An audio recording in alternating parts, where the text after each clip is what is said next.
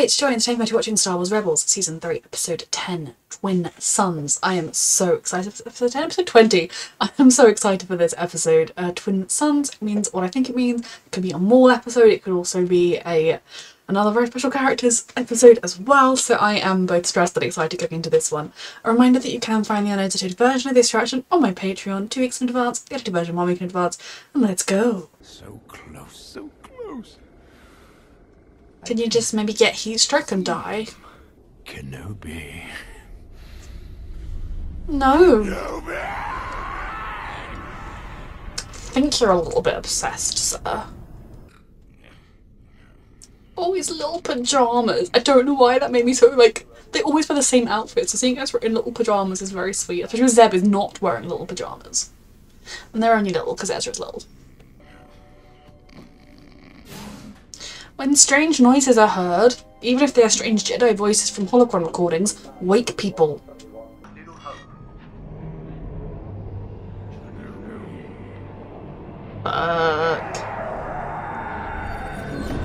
Is Ezra the bait to draw Kenobi out? Somehow? Explain why I heard Maul's voice. But you've heard it before.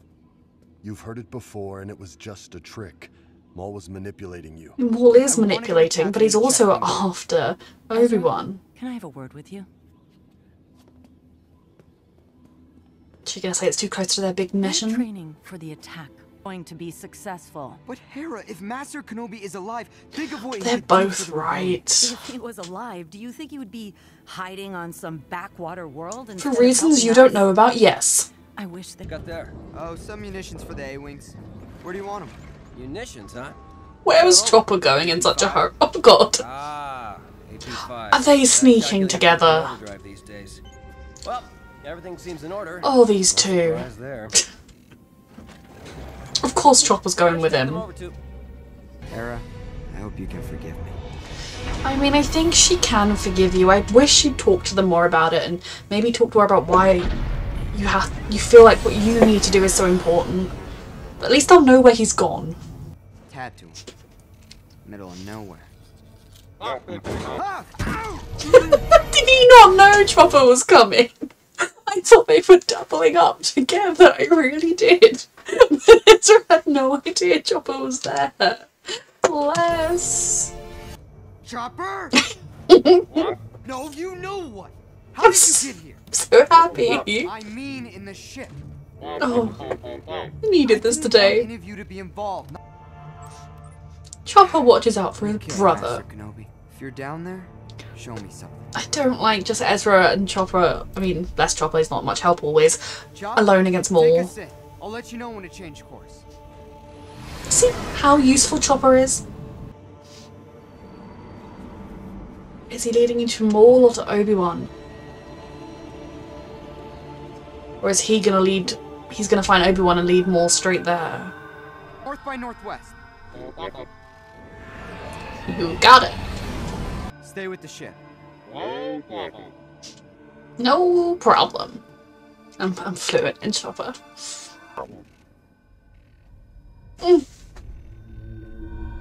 Don't you dare. If you're Obi-Wan, that's okay. Oof. My baby's screaming! Well, that ship's not space-worthy anymore. Oh no! Oh, God bless. Well, fuck, oh.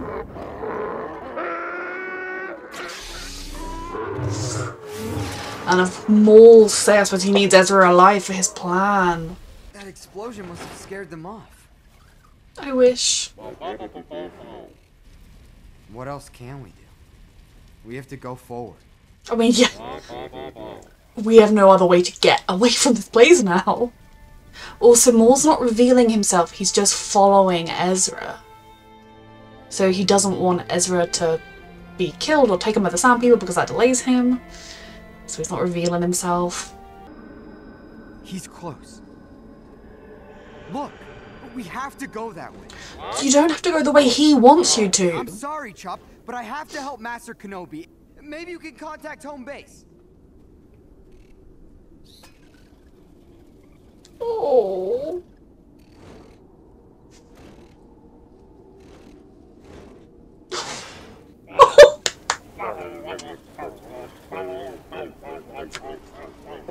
My heart is so full. Oh. Draw him out. Yes, exactly, Ezra. He's using you. This was a great plan, Ezra. Doing exactly what Maul wants is always the answer. My poor Trops and Ezra. Chop? Chopper! Oh. Hey! No! No, no, no, no, no, no! Hey, don't do this, buddy! Come on! Chopper! Hey, Chopper! Remember earlier when things were lovely? This is my fault. Oh, Ezra. Led me to him. No. Ezra, that's what he wants. Failed your friends. You will die. No! Maul is trying to give him the oomph to keep going because he needs him to for his plan, right? Oh, Ezra. We need you.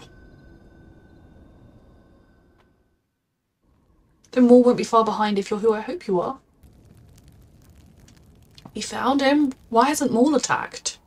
On my way. No, I came here to find you. To warn you. About Maul? I would also pack him. Yes! He said you would be the one to help us destroy the Sith. That's the first I've heard of it. The rebellion needs you. We need you to defeat the Empire. He's got a very What important you need, you mission. already have. They tell the truth. Do they? The truth is often what we make of it. You heard what you wanted to hear, believed what you wanted to believe. And now the only one who has gained anything from all of this is Me. He had to. He was literally just hiding behind that little rock, waiting for the best time in the conversation to make an entrance. See you soon, apprentice. Get it into your thick, spiny skull. He's not your apprentice. Desert.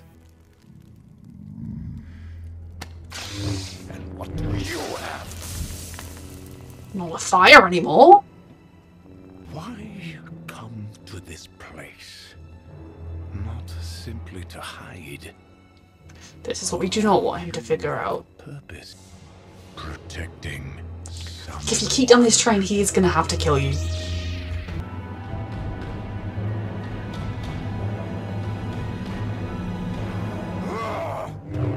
He made the first move in the end.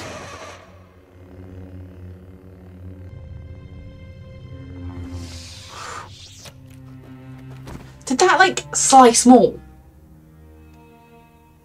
That easily? He will avenge us. So at the end he recognises that Obi-Wan is not his ultimate. Did Maul seriously just die in one swipe? After all these, I mean, in a lot of ways I like it because at the end of the day he is just, I mean, Maul, he will turn up again. In a lot of ways I suppose like he is just a living being. If you hit him in the right spot, that's it. And Obi-Wan is a masterful Jedi, even if he hasn't been utilising those skills, though I imagine since a little 10-year-old Leia came into his life briefly, he's been keeping up on his regimen a little bit more, but holy shit. That fight was a lot quicker than I thought it would be. I'm sorry I ran off like that. I was wrong. This is where I'm supposed to be. You're my family. He's growing And and we should go learning. home. Oh! Although he's a Chaos Gremlin, did you see Chopper's little hand? Spying on Luke all these years.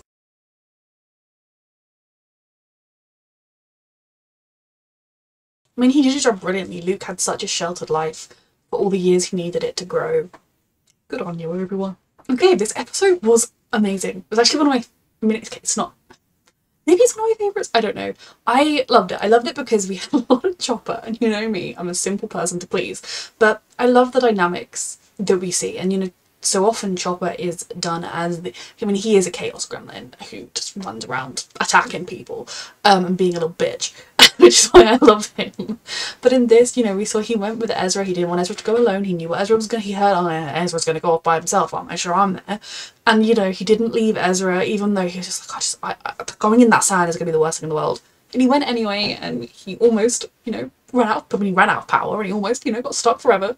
But it's because they were a family. And even that moment at the end when Ezra was like, let's go home, and like he had his hand on Hera's shoulder, and like they were all just kind of doing that little like family bonding, and even little Chopper did. Ugh, I love him.